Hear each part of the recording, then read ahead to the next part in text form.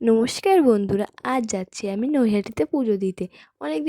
অনেক দিন আগে থেকেই প্ল্যান হয়েছে, তাও যাওয়া হয় না। আজ যাচ্ছি, তখন এসে টিকিটটাও কাটা হয়ে গেল। এখন যাচ্ছি নৈহাটিতে পুজো দিতে। দেখো, আমার দাদা, আমি আরও অনেকেই গিয়েছিলাম। সবাইকে আর ভিডিও করা সম্ভব হয়নি।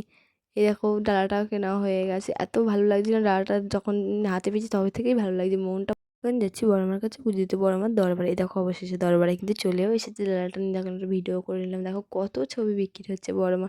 দেখা এত ভালো লাগে ছবিগুলো দেখেও, শান্তি হয়ে যায় মনটায়। দেখো, অবশেষে বড় মার দরজার ধারে এসে পৌঁছেছি। দেখো কত লোকের কত ভিড়, আর ওই দিন প্রচণ্ড ভিড় পড়েছিল, জানো তো।